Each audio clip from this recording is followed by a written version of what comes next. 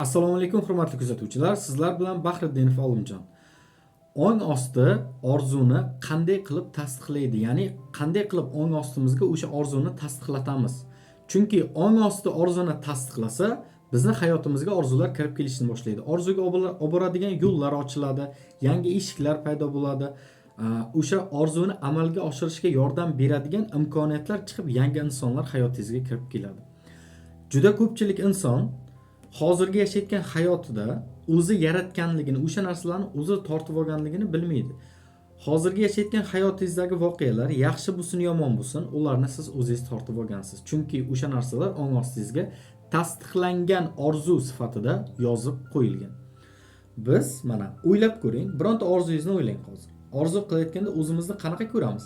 Tashqaridan ko'ramiz.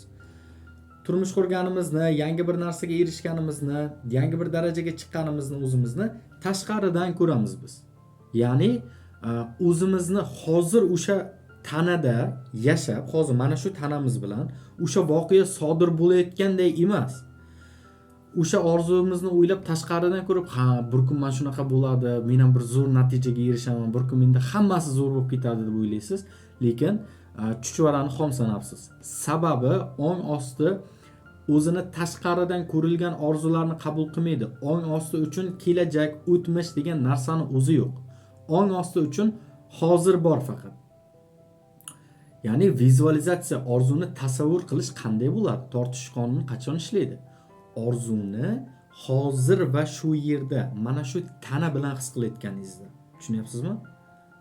Masalan, men turmush qurganimda yoki bir yangi narsaga erishganimda odamlar menga mana bunaqa gaplarni aytadi, men mana bunaqa joylarga boraman deb orzu qilasiz, o'ylayverasiz.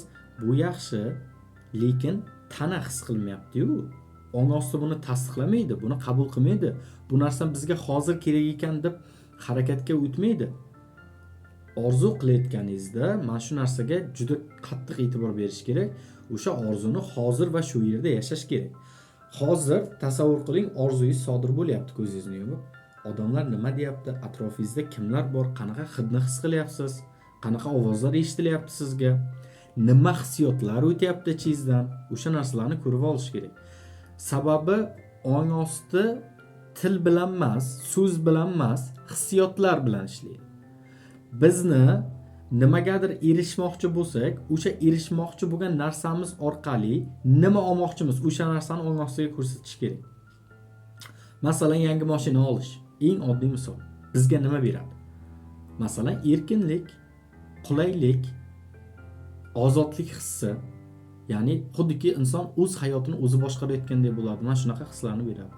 Endi sizda agar mashina olishdan maqsad odamlarga ko'rsatib qo'yay, odamlar meni ham tan olsin, men ham ular bilan teng yurib, boshimni tik ko'tarib yuray degan maqsad, shunaqa fikr bo'lsa, demak bu narsani ong osti rad qiladi. Chunki ong osti boshqalar uchun, boshqalarga ko'rsatib qo'yish uchun hech qachon sizga hech narsani tortib kelmaydi. U pul bo'lsin, turmush bo'lsin, istalgan narsa. Va o'sha narsa hayotingizga tortib kelsa ham, ya'ni kirib kelsa ham, e'tibor bering, tezda hayotingizdan chiqib ketib qoladi. Sabab nima? Sabab orzu siz uchun faqatgina o'zingizni odamday, hamma bilan tengdek, o'zingizni bir balandroq his qilishingiz uchun, odamlarga ko'rsatib qo'yishingiz uchun kerak edi. U sizga haqiqiy quvonch, qalbingiz xohlagan zavqni bermasdi. Mana shuning uchun ham orzu tezda hayotingizdan chiqib ketib qoladi. Endi, masalan, siz aytasiz, men ko'proq pul topishni xohlayman, sababi oilamni yaxshi hayotda yashash uchun. Ota-onamni sayohatga yuborishni xohlayman yoki yana bir nimalardir qilishni xohlayman. Xo'p, bu ham yaxshi. Lekin siz ota-onangizga va oilangizga o'sha hayotni berish orqali nimaga erishmoqchisiz? O'sha narsani ota-onangizga berganingizda tanangizda qanaqa hissiyot bo'ladi? Mana endi men ham odamman, endi men ham loyiq farzand bo'ldim. Endi hammani bolasiga o'xshagan men ham sevgiga loyiqman, chunki ota-onamni ta'minlab qo'ydim. Oldin yaxshi inson emas edim. O'shani nima deydi? O'zimni tan oldirish uchun, o'zimni yaxshi his qilish uchun, o'zimdan rozi bo'lish uchun agar ota-onamga, ayolimga yoki umuman ayollar eriga shunaqa hayotni bermoqchi bo'lsa, demak bu noto'g'ri. Chunki bu yoqda ong osti uchun manfaat yo'q. Sizni qalbingizni xursandchiligi yo'q. Siz faqatgina o'zingizni mana shu dunyoda men ham yashashga loyiq odamman, men ham bu dunyoga kelib nimadir qildim, men ham vazifamni bajarib qo'ydim deb shunchaki mana shu narsani isbotlamoqchi bo'lyapsiz. Demak, tushundingiz, ha? Birinchisi, orzu qilganda, tasavvur qilganda o'zingizni tashqaridan ko'rmang. Tashqarida yashab yurganingizni, o'sha orzungiz amalga oshayotganligini tashqaridan ko'rmang. O'sha voqea hozir sodir bo'lyapti. Tanangizda nima hislar bo'lyapti? Ko'zingizni yumingda, hozir sodir bo'lyapti. Hozir o'zingiz yashang shu voqeani. Xuddi o'zingizni tashqaridan, xuddi begona odamdek o'zingizni kuzatib turmang tasavvuringizda. O'sha odamning o'rnida o'zingiz bo'ling. Tushunyapsizmi? O'shanda ong osti harakatga o'tadi. O'shanda ong ostini orzularingizni ong osti qabul qilishni boshlaydi. Biroz qiyin, lekin muntazam ravishda mashq qilsangiz, mana shu narsani o'rganasiz. Xo'p, yana bir narsa, ong osti orzularni hayotingizga tortib keladi qachonki to'siqlar bo'lmaganda. Chunki ong osti to'siqlari orzuga erishish yo'lidagi sizni orqaga tortuvchi narsalar. Agar siz so'rayotgan narsangiz sizga manfaat bermasa, o'sha orzu boshqalar uchun bo'lsa, o'sha orzu orqali siz bir nimalarnidir isbotlab qo'ymoqchi bo'lsangiz, demak ong osti bu yerda sizni orzungizni rad qiladi. O'ylab ko'ring. Sizga o'sha erishmoqchi bo'lgan narsangiz nimaga kerak?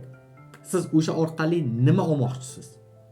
Qanaqa hissiyotga ega bo'lmoqchisiz? Va shu narsaga erishganingizda nimani his qilasiz?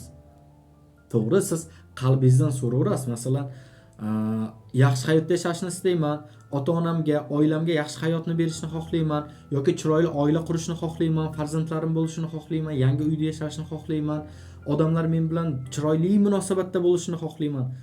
To'g'ri, hammasi zo'r orzular. Lekin buni orqasida nima yotibdi, o'sha narsani topish kerak-da. Agar siz mana shu narsalarga yillardan beri erisha olmayotgan bo'lsangiz, yillardan beri shu narsa takror bir xil ravishda hayotingizga kirib kelayotgan bo'lsa, demak bu yerda nimadir noto'g'ri. Chunki o'sha narsani Alloh bermayaptimi? Demak siz uchun bir anglashingiz kerak bo'lgan dars bor. Balki Alloh sizga bermayapti, o'sha narsa yaxshi emasdir siz uchun. Sizga foydali bo'lmaganligi uchun bermayotgandir. Siz nimanidir tushunishingiz kerakdir, qanaqadir xulosa chiqarib hayotingizda yoki bir o'zingizdagi qaysidir bir holatlarni o'zgartirishingiz kerakdir. Mana shu narsalarga e'tibor berish kerak. Orzungiz o'zingiz uchun bo'lsa, faqat va faqat o'zingizning quvonchingiz uchun bo'lsa va niyat to'g'ri bo'lsa, e'tibor bering. Eng asosiysi niyat. U tezlikda va osonlik bilan amalga oshadi. Yengillik bilan amalga oshadi. Faqatgina niyat to'g'ri bo'lishi kerak. U niyatingiz to'g'riligini qayerdan bilasiz? O'zingizga savol berib ko'rasiz. Orzularingizga nima uchun erishmoqchisiz? O'sha narsa aslida nima kerak? Shu hissiyotga erishganingizda siz o'zingizni qanaqa ahvolda ko'ryapsiz? Va albatta juda ham ko'pchilik insonlar bor, o'zini niyatini o'zi ham bilmaydi. So'rasangiz inkor qiladi-da, yo'q, men baribir mana shu narsaga erishmoqchiman, men odamlarga ko'rsatmayman, o'zim uchun kerak deydi. Lekin ana shu o'zim uchun kerak deyotgan narsasi ham aslida ong osti illyuziyasi bo'lib chiqadi. Ya'ni u soxta hissiyot bergan bo'ladi. Bu narsalarni qachonki ong ostini ochib, o'sha narsani chuqur kovlab tushganimizda konkretni sabablar chiqadi. Konkretni sabablarni ko'rsatib berishimiz mumkin. Mana shu sabab bo'lgandi.